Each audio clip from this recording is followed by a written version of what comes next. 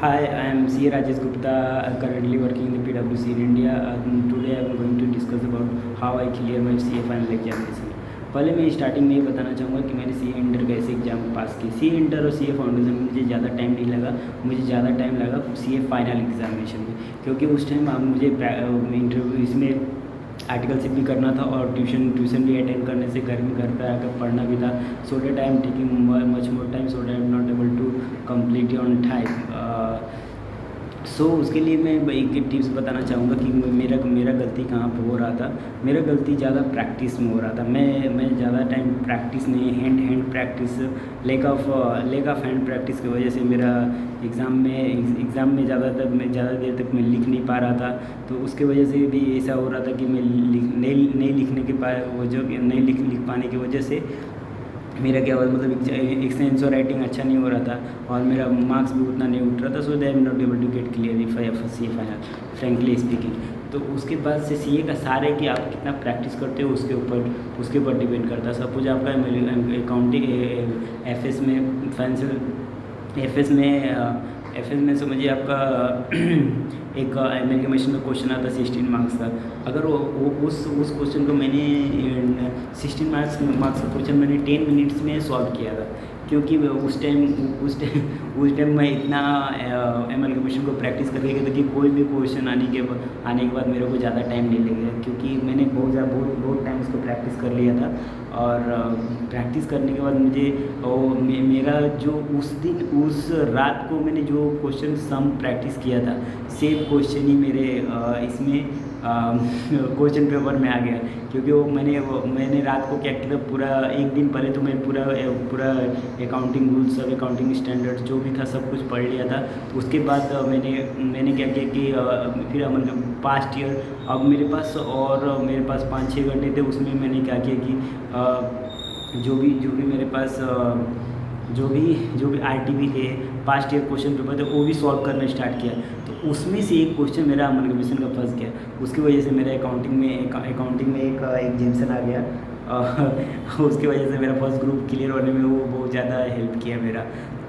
तो एक किसी में और इसके लिए मैं एक और चीज़ सजेशन करना चाहूँगा कि कोई भी आप सब्जेक्ट उठाते हो तो उसके लिए मिनिमम दो ऑथर के बुक अपने पास होने चाहिए, क्योंकि अगर एक बुक से नहीं समझ में आता तो हम दूसरा बुक उसको फॉलो कर सकते हैं। और किसी टॉपिक को कम से कम 3 से 4 बार प्रैक्टिस करना है। कोई सम है तो कोई सम अगर समझो कि तुम्हारा एक बार में बिना देखे तुम खुद से कर पा रहे हो तो उसको एक बार में ठीक है। अगर कोई सम से तो जो तुमको नहीं आ रहा है तो उसको हम लोग क्या करें, तो उसके लिए हम लोग क्या कर सकते हैं कि हम लोग उसको 3 से 4 बार जब प्रैक्टिस करते हैं तो हम लोग का माइंड में बैठ जाता है।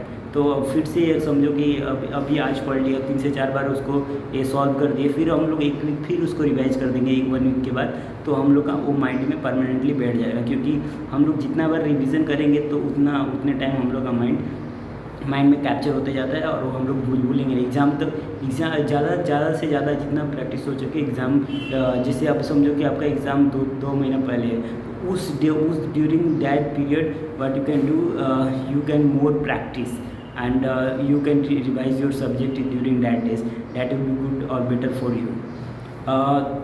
और एग्ज़ाम से तीन महीने पहले अगर आपने एग्ज़ाम से 3 महीने पहले अगर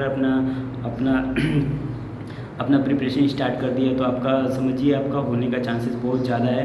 क्योंकि 3 महीने में अगर 2 महीना समझो आपने फर्स्ट दो रिवीजन कर दिए और लास्ट 1 मंथ में आपने एक रिवीजन कर दिया और एक रिवीजन कर दिया, तो आपका क्लियर होने का चांसेस बहुत ज़्यादा बढ़ जाता है, आप क्लियर हो सकते हैं। और मैं एक सजेशन करना चाहूँगा कि जो बहुत सारे लोग क्या करते हैं, जस्ट खाली रीड करते हैं और अपने पूरा बुक्स को पढ़ते हैं और 3 साल जितने आर्टिकलशिप जब तक रहता तब तक पढ़ते ही रहते हैं। वो वैसा गलती मैंने भी किया था कि मैं केवल पढ़ते रह गया, लेकिन कहीं समरी नोट्स नहीं बनाए।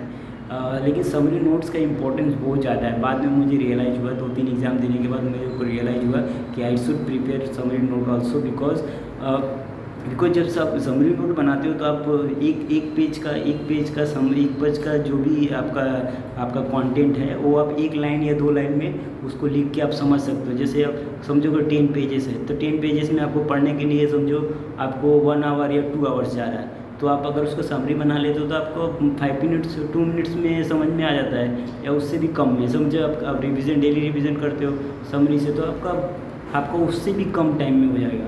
और जब लास्ट डे 1.5 डेज़ हम लोग मिलता है बिफोर द एग्ज़ाम, तो उसमें क्या होगा आपका वो जो समरी नोट है वो बहुत हेल्प करता है कि हम लोग उसको रिवाइज करते जाओ आप। उसको रिवाइज करने से क्या होगा कि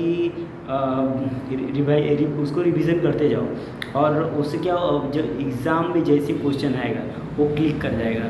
क्लिक करने के बाद क्या होगा, क्लिक करने के बाद आपका माइंड तुरंत ही वो वाला क्वेश्चन आ जाएगा। और मैंने इसका के पेपर में मेरा 65 या 67 आया था जस्ट बिकॉज ऑफ मैंने बहुत सारे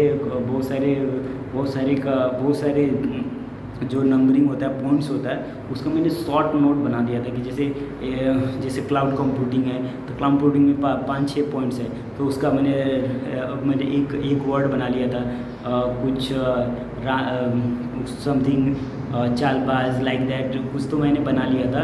तो उससे मेरा बहुत हेल्प हुआ कि मुझे पूरा कंटेंट पढ़ने की ज़रूरत नहीं पड़ता था। जैसे हम खाली एक वर्ड पढ़ लेता था तो मुझे वो पूरा चीज़ उसमें मेरा पूरा पॉइंट्स कवर हो जाते थे। और कभी कभी मैं क्या करता था कि जैसे कोई एक पॉइंट लेके फिर मैं खुद से लिखता भी था कि जैसे इस पॉइंट में क्या क्या होना चाहिए, कौन कौन से टॉपिक होने चाहिए और क्या क्या कंटेंट अंदर में लिखना है, वो भी बहुत मैटर्स करता है। क्योंकि बहुत सारे पहले मैंने देखा है कि जैसे क्या होता है कि समझो कि तुमने खाली पॉइंट लिख दिया, अंदर में कुछ लिखा नहीं या कुछ लिखा लेकिन गलत है, फिर भी वो एग्जामिनर पर गलत इम्पैक्ट जाता है, वो लोग नंबर नहीं देते हैं। तो कुछ भी तो जो भी आप पॉइंट मेंशन कर रहे हो उसके बारे में कुछ ना कुछ तो लिखो, क्योंकि अगर तुम उसके बारे में कुछ लिखते हो तभी उसका रिजल्ट आता है और कुछ तो हो पाता है। तो उसके बारे में लिखना बहुत ज़रूरी है और अंदर में भी पढ़ना, खाली पॉइंट भी पढ़ना ये नेसेसरी नहीं है। ओके।